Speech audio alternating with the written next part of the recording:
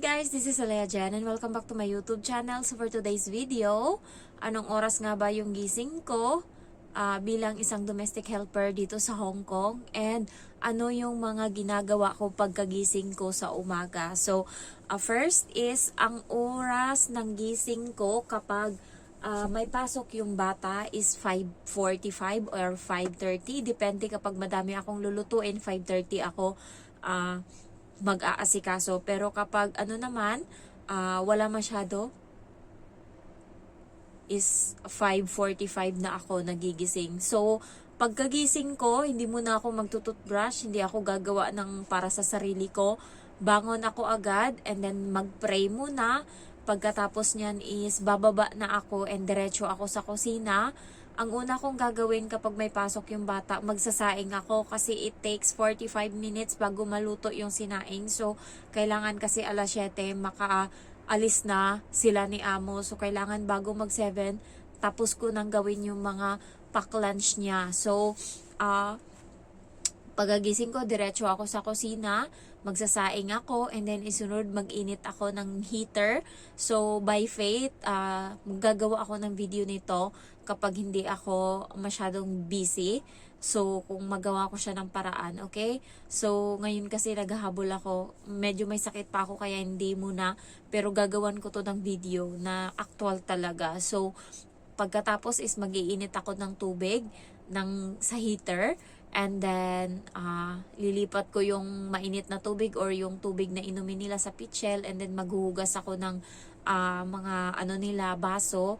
And then, lapag ko na yan dun sa lagayan. Pagkatapos is, tsaka na ako niyan. Kung may lulutuin ako na kailangan ng oven or i-steam, i-on ko na yung oven. And then, tsaka na ako niyan pupunta sa CR para umihi. Minsan pinipigilan ko yung ihi ko sa umaga kasi kailangan ko munang mag-asikaso sa kusina.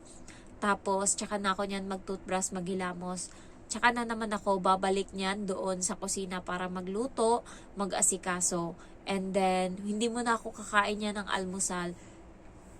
Tapusin ko munang gawin yung mga kailangan kong asikasuhin bago sila magising. So, handa ko na din yung uniform ng bata, handa ko na din yung tubig nila, ayan, tapos yung gatas ng amo kong lalaki, handa ko na din, tapos naghihiwa na din ako ng prutas kasi babaunin nila yan, and then handa na din ako ng tinapay. So nagluluto ako ng tinapay sa gabi, so sa umaga ini-slice ko siya. Kung ayaw naman nila nun, lulutuan ko sila ng sweet potato, steam ko, tsaka magpa-fried ako ng egg. So ganun yung routine ko. Ano siya guys, mahirap siya kapag bago ka, maguguluhan ka, may stress ka, parang feeling mo sobrang dami mong ginagawa. Pero kapag sunod-sunod naman, mabilis lang siyang gawin. So pinagsasabay-sabay ko yung mga yan para hindi ako nahihirapan. And then pagkatapos niyan, aalis na sila, tsaka na ako niyan. Pagkatapos niyan, magising na yung amo ko, diretso na naman ako sa kwarto nila. Tapos, ko yung alaga ko. Papatoothbrushin ko siya. Tapos, hihilamusan ko. Tapos, papalitan ko siya ng damit. Aasikasuhin ko siya hanggang sa makaalis sila papunta sa school. So, pagkatapos nun, doon na ako makakapag-upo. Doon na ako kakain ng aking almusal.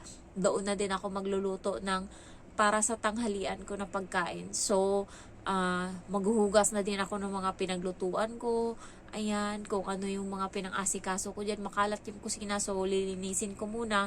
Pagkatapos niyan, tsaka na naman ako pupunta doon sa kwarto nila para kunin yung mga damit na marurumi, tapos labahan ko.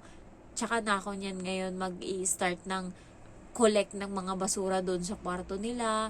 Tapos aasikaso na ako ng higaan nila, bed setting na. Linisin ko na yung kwarto nila, sunod ko yung CR, tapos magmamap ako. Hindi muna ako maglilinis ng buong bahay, unahin ko muna yung kwarto nila kasi yung amo kong babae, umuwi yan siya, diretso agad yan siya sa toilet. So kailangan matapos ko yun bago siya umuwi, and minsan sinasarado niya yung pinto ng kwarto. So kailangan matapos ko yung lahat ng gawin ko bago siya umuwi, kasi baka hindi na siya lumabas ng kwarto, hapon na siya lumabas, so hindi ko matapos yung trabaho ko doon. And then tsaka ko na ngayon aasikasuhin yung mga natira kapag tapos ko na yung kwarto niya. And then, doon na ako magsampay,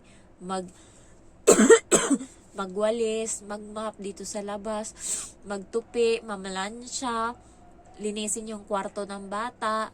Tapos, minsan lalabas yung amo ko magpapaluto ng pagkain. So, magluluto ako ng pananghalian niya. And then, maghugas na naman ng mga pinang-anuhan niya, pinanglutuan ko. Linisin ko na din yung isang toilet dyan.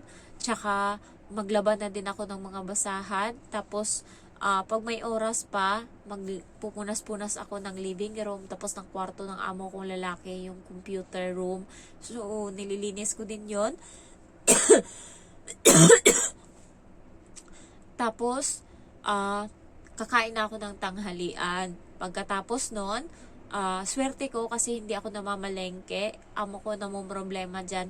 Antayin ko lang na mag-click yung dinto, tapos sasalubungin ko siya, kukunin ko yung mga dala niya kasi mabigat.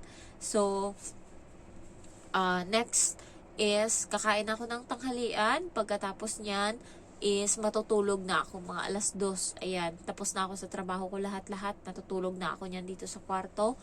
Ang ano lang sa akin, kasi pagod na pagod siguro yung katawan ko. Paghiga ko talaga agad, tulog talaga yan. Naiinggit sa akin yung amo kong babae kasi pag pinapatulog niya ako paghapon, tulog talaga ako, gigising ako na may muta, gigising ako na tulala kasi nga naantok pa. So talagang ginagamit ko yung oras ko para matulog talaga. So yun yung nagustuhan ng amo ko sa akin. Nagtataka siya paano ako nakakatulog agad. Minsan kasi kakapasok ko lang 2:30, tas lalabas ako 3:00.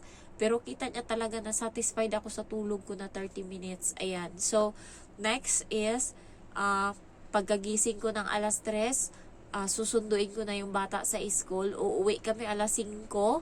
Ayan. Tapos, mag-i-start na naman ako magluto niyan. Tuloy-tuloy na yan hanggang gabi. Pag-uwi pala namin, papaliguan ko pa yung bata, blower ko, asikasuhin ko pa siya.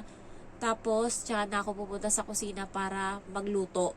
And then, tuloy-tuloy na yan, luto, pagkatapos hain, tapos, ayan, kakain na ako, tapos start na naman uli maghugas hanggang gabi. Matapos ako sa gabi, 11:00 or 10:30, depende sa kung gaano ako kabilis maghugas. So, nakakapagod lang siya talaga. Tapos, naumay na ako sa trabaho ko. Tsaka sakitin na talaga ako guys. Nararamdaman ko humihina na yung katawan ko. Hindi katulad dati na palaban pa to sa lahat ng bagay. Kaya kayo, bago kayo pumunta dito, siguraduhin nyo na healthy kayo, na malakas kayo, buo yung resistensya nyo. Kasi pagdating dito, mauubos kayo talaga. Ako healthy ako dati pagpunta dito, pero tingnan nyo ako ngayon, naging sakitin na. Buti nga ako nabot pa ng sobra 2 taon bago naging sakitin yung iba. 1 taon pa lang, buwan pa lang naging sakitin na. So, ako nilalaban ko pa, pero bumabagsak na talaga siya. Sa tulog ako nahihirapan, tas sa kain. Kasi kahapon, buong araw akong noodles lang ko yung kinain ko. Buti dinidiskartean ko yung pagkain. So, nung gabi, nakakuha pa ako ng mga siguro 1 cup of rice. Kinain ko nung tanghali. Kaya kahit hindi sila kumain ng kanin ng tanghali, noodles lang. Nakadiskarte pa ako. Pero nung gabi, noodles talaga. Tas kaninang tanghali, noodles na naman. So, walang kamatayang noodles. Tas na itong gabi lang ako nakakain ng kanin. Sobrang daming ulam yung binigay ng matanda sa akin kasi doon kami sa matanda nag-dinner. Hindi ko na kayang ubusin. So, yun, hindi na ako puno yung tiyan ko ng kanin. So, parang nanibago ako kanina kahit gusto ko pang kumain. Pero hindi parang ayoko, hindi ko na yung pagkain. Pero sarap sana ng ulam ko. Hindi ko lang alam bakit hindi ko maintindihan yung sarili ko kanina. Parang yung sikmura ko. Siguro dahil sa lipa sa gutom. So, ayun yung routine ko dito.